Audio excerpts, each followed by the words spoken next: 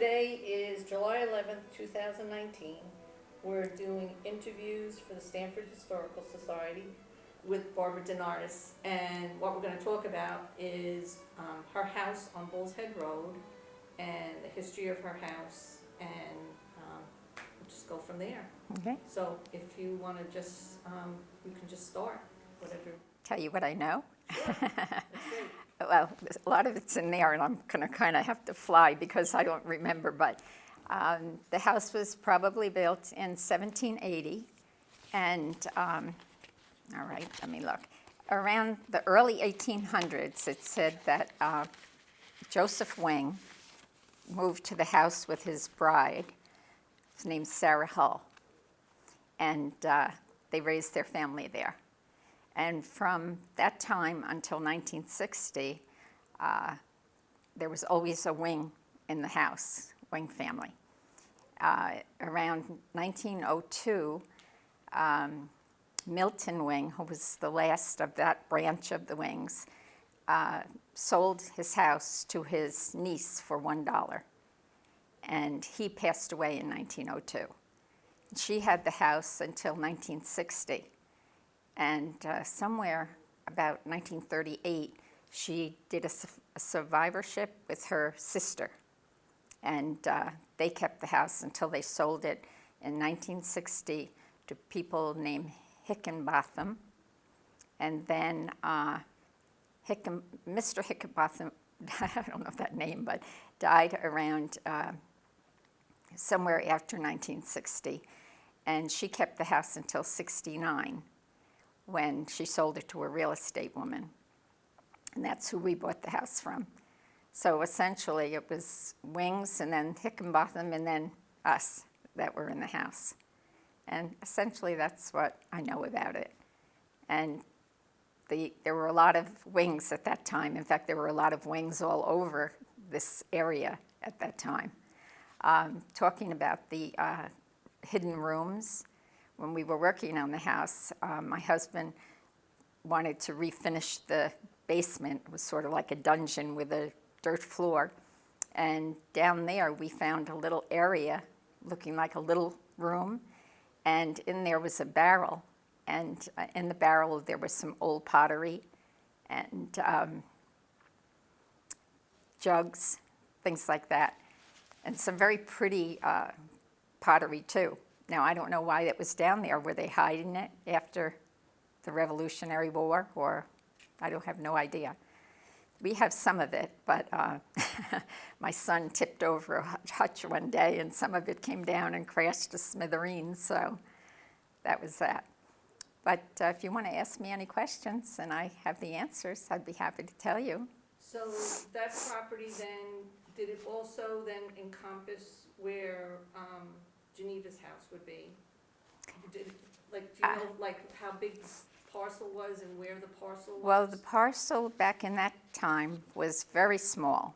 When we bought it, it was about 2 acres in the house. Afterward, we bought the field in back of us. But yes, it was a very small piece of property. And in the deed, which I don't have with me, there were things about it being like to that place where Asa Arnold lived, or I think it was before that there was another Arnold, probably his father. I think it was maybe Benjamin Arnold, I think it might have been. I'm not quite sure. But yeah, they showed, back in the day they did like chain links and, they talked like that about how the property was, so, yep. Right. As far as Sarah Hull, do you know if she was related to Henry Hull that had the mill on Grist Mill? Yes, she was, but I don't know if his name was Henry. I'm just trying to think get my glasses. if it was Henry. I think his name was John Hull. John Hull? Maybe, let's see. Excuse me, because I can't see very well without. A lot of the Hulls and the Wings are in the little Stanfordville cemetery right next to where Eldon's was. They were all Quakers. It seems like that whole area in there, Grist Mill, up around your house, it was like a little Quaker community in there. Yeah. And I think that's another reason why that whole thing about the Underground Railroad is so, such a big topic because of the Quakers Yeah. being part of the railroad. I know, do you know where Hull's place was on Grist Mill? Is it down towards Dave Fouts' house, I think? really don't know that, but it must have been. I always wondered, is it down by where Jeff has his shop? Or was it over on the other end where Fouts lived? I think Hull was more on Grist Mill than he was on Bull's Head. Okay, you know that. I know that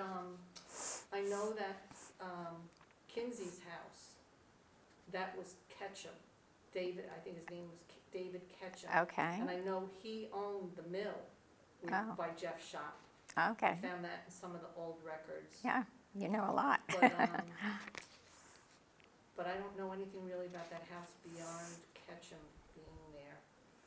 Okay, this is a little thing I had done as I researched things. It says, Joseph Wing was born about 1727 in Barnstable, Massachusetts. He married Phoebe Hatch in October 1752. Their son, James Wing, married Hannah Bowerman, and Hannah and James' son was Joseph Wing, who was born in 1783 in Massachusetts. The Wings moved to New York probably before 1810. Joseph Wing married Sarah Hull, the daughter of John Hull, and brought his bride to Wing Cottage in the early 1800s. Joseph was a miller and probably worked for his father-in-law, John Hull, who owned the mill. Joseph's son, Oliver Wing, was born in 1813 and lived in the Wing Cottage with his wife, Rachel Ketchum, and raised his family there.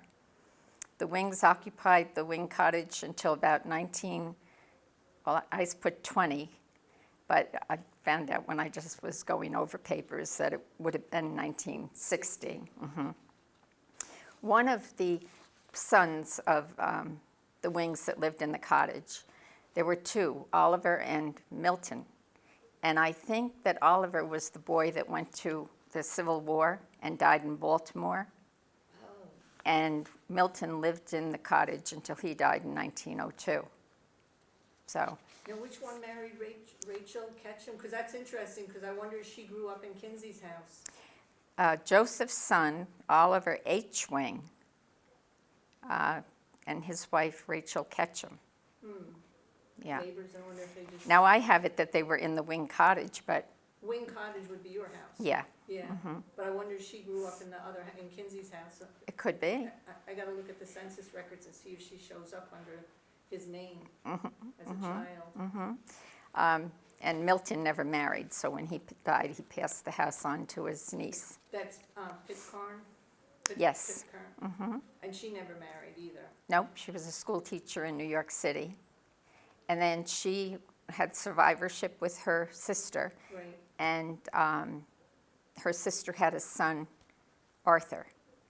And I got some of my information from Arthur because when he was a child, his mother and his aunt had the house, and they would come up on summers, and he played, and I guess he met some of the people. I know that he was friends with whoever it is that lives right behind where Spiers used to live on Bull's Head. It's right up the street from me, right? Do you know where the Spiers lived? No, not. Mark Zire. Where Mark and Kathie lived, you mean, or? No, Mark's mother lived there. Oh, no, Little house up, maybe before you get to Bowman Road. Huh. Yeah, I never realized that that's where they lived. Yeah, so whoever those people were, this Arthur was good friends there, and when he came to my house somewhere, I forget what year it was, I guess he stopped to see those people too. So, and he's the one that gave me some of the information that I have that I didn't find on Ancestry or in other places. Right. Now, the old pictures that you have of the house, they were left in the house, or? Nope, he sent me those. Yeah. Because those pictures are beautiful, those. They were taken around 1900, and you can see what the house looked like then. Right. Yeah.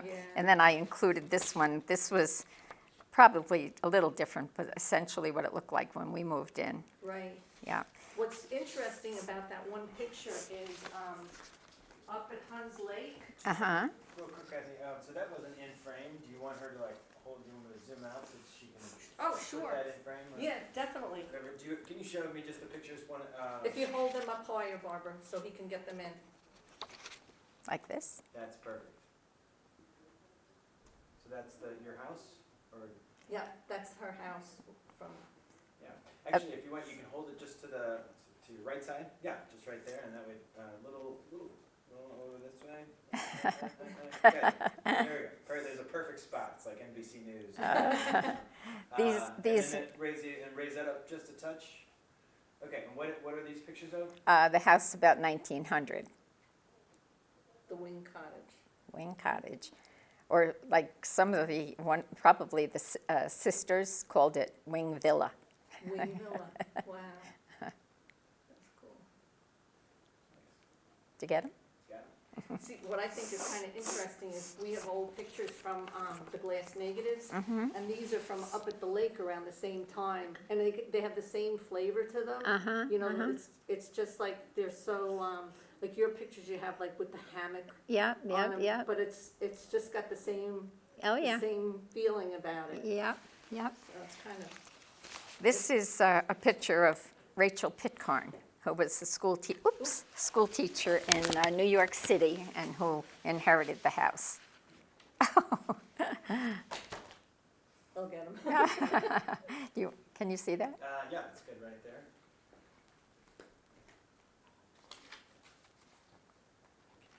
Okay. Okay. But when you moved into the house, was the house still pretty much the way it had been when it was Wing Cottage, or? A lot of it was. The Mrs. Voss, the real estate woman, I heard these stories later, that when she came in, her husband did some work in the house. It was very rustic, very rustic. And so essentially it was the same. I mean, the room layouts were all the same. And she sold all the furniture that was in there when I think it was there for all those years. She held yard sale all summer long while her husband worked in the house. Wow. So when we moved in, there was nothing. There's one old chest upstairs in the attic that I can't get down because the staircase goes around like this, and unless I take the chest apart, it's not going to come down. But yeah, everything else was gone. And I hated that. Yeah. And let's see what else there. Oh, there's one thing here. This is the person who sent me the picture was probably the wife of Arthur Sullivan. And she put on that this was a picture of Arthur Sullivan with Milton Wing in 1931. Arthur Sullivan was born in 1931. So, But it couldn't be because Milton died in 1902. right, so they got it reversed somehow, or Well, just the wrong names, or? Yeah, and I don't know who that would have been sitting on the porch in 1931 because Arthur is a baby and he was born in 1931. So I don't know what Maybe member. it is Arthur, there's the baby, It is Arthur probably. yeah, But- but who it is, that's holding, and it can't be Milton. Yeah, Milton because was I always deceased. thought it was. But then Yeah. when I said 1931, he was gone. Yeah, Now, there was a story that I heard or read or wrote down that maybe, in fact, maybe Shockley, Jim Shockley told me, that it might have been the Oliver who died in the war. Mm-hmm. He was very young, but he could have had a wife who had a baby. And that could have been who this was, sitting on the porch. But I have no way to prove that or know it or anything. but that almost looks like it's later than that time period too, I don't know. The Just porch is still essentially looking the same. Yeah, just the clothes on the gentleman, it looks like it's long, you know, years past the Civil War. Oh, yeah, yeah. So, Or even 1902 when Yeah. Milton passed away. yeah, So I don't know. it just proves the importance of putting names and dates on Aye. your own pictures that Yes, yes, yes. you have. So many things get left behind, and So I don't know what else. There's That's The- the Ra- sisters? Rachel and Marguerite, her name was. And then this is from about 1900. This is the barn that's still there, but of course we improved on it a little bit. That's the barn that's right near the road. You want it up? Yeah, that's good. That's up by Yes. the road. Uh-huh. Do they have other animals besides the chickens, do you know? I don't know that. It just says on the back of the picture that I got was Milton Wing feeding his chickens by the barn.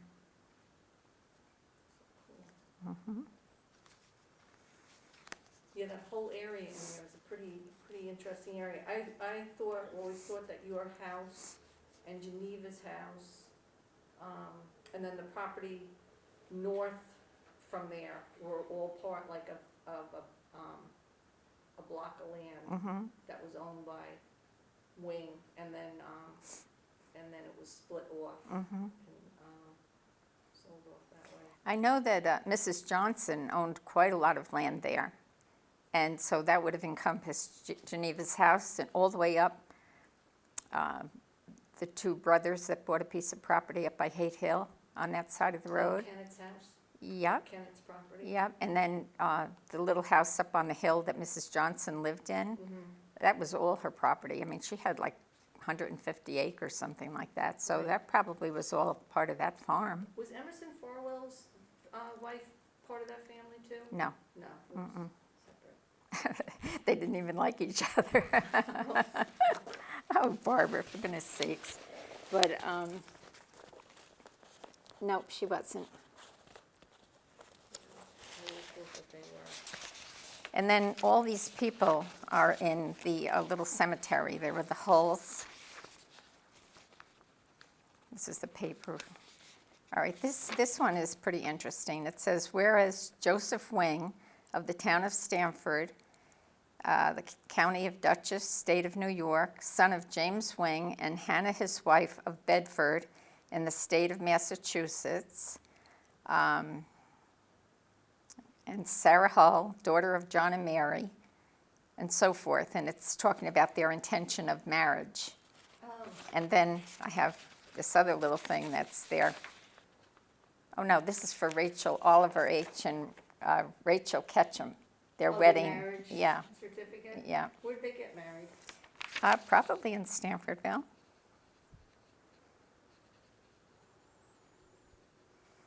It doesn't say, it says New York. And it says that it testified their eligibility of matrimony before me. If they probably had a Quaker marriage. I wonder if they might have gotten married up in the meeting house, Could have been. up Well, wasn't where Mrs. Willig lived a Quaker house? yes, Like a church? yeah, that one, and then the one on, the left, just before you get to, the end of Bull's Head, that Bonagoro's house, that's an old Quaker meeting house. Yeah, well, how about the one on the right where I think Quakers still meet there on Saturday or Sunday? The one going out Bull's Head? Uh-huh, Yeah, that's newer, that's a much newer, Quaker meeting house. okay. But, there was the one on Bull's Head just before you got to 82, and then there was the split, and then, Willig's house. Oh, Willis, it's not Willig, it's Willis's Willis, house. yeah, Willis's yeah, house. yeah. I always get that confused myself. So, Let's see if I can but see. that seems to be where, their little, and, I think it was Jamond actually, had Bonagoro's house. Uh-huh, He was involved in that building as well, okay. one of the Jamonds.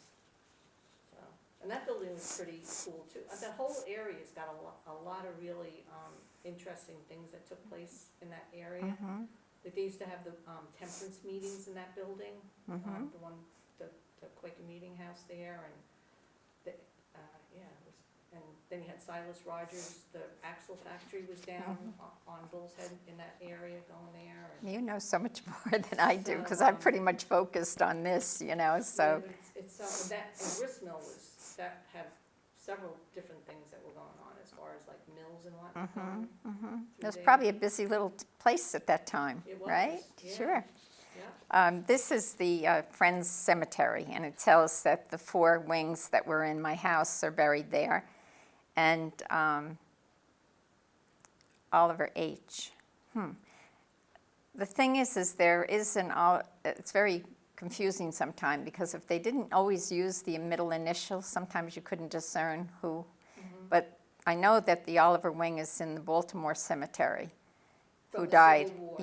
Yeah. But this one says this Oliver is in the Friends Cemetery. What year did he pass away?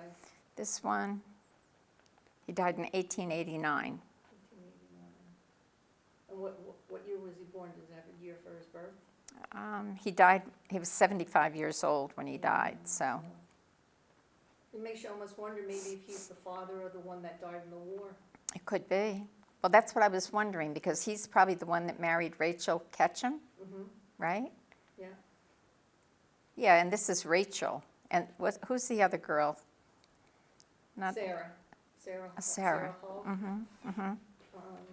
And then there's all the holes in that cemetery, too.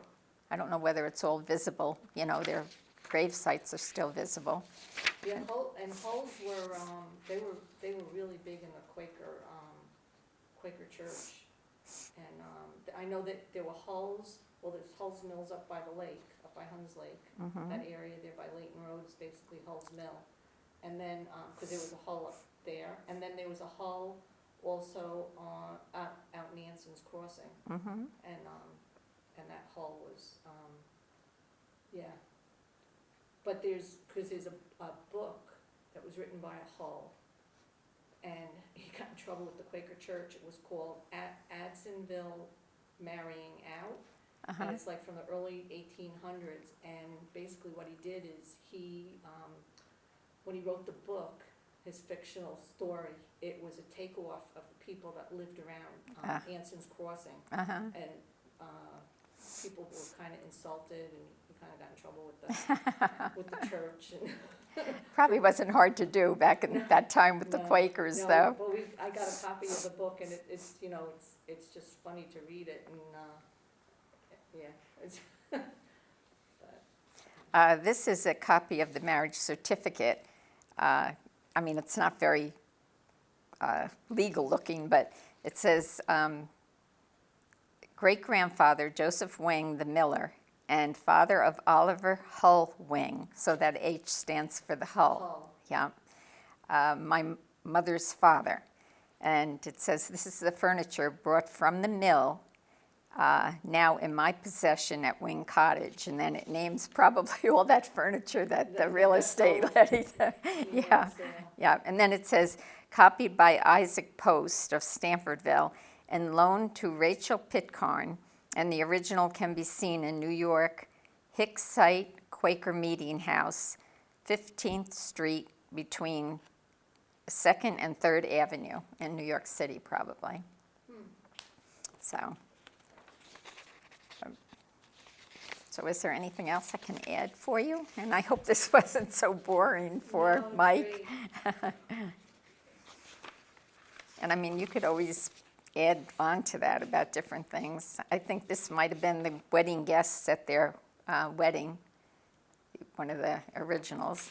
And this is the where Milton Wing signed the paper, his property over to Rachel. The stewardship? Yeah. And let's see if there's one more thing here. And this was the different censuses where these are the ones that lived in that house. And early on, it just says, because it's really early, it said there was one male, 2 daughters, 1 wife, because they didn't list the names really early on. In 1850, it was Oliver H. Wing, Rachel, Joseph H., Milton, Susan, and Oliver. And then it goes on. It got less and less, and till the 1900s, it was just Milton there. Did they have slaves? I never. In any of the census records, did it ever show up? No, that they I had didn't see slaves? anything. No, I wonder, was that against the Quakers to have slaves? Yeah, they wouldn't, but sometimes they had them. As and, helpers or something. And then they would give them their freedom. Mm-hmm. They'd, because we found that in some of the old town minutes. Mhm. Because when the town first was formed, like in 1793, they had an annual meeting, and part of the minutes would be the release of any slaves. Uh-huh. So you can go back through and you can find, the different names of the people who Mhm. got their freedom. They did not, anything I ever saw on the census, because you know how you go across or Right, yeah, whatever. and they have a column. I know that Milton, somewhere in the late 1800s, worked for, I'm going to forget the name, the farmer that lives right at the end of Haight Hill in Market. Oh, now. Nat, he worked there, and I think that was Milton, I think, and Oliver worked for someone. The post office was Tivoli, but it still said Stanfordville on the thing. So that was where the other boy worked. In the post office.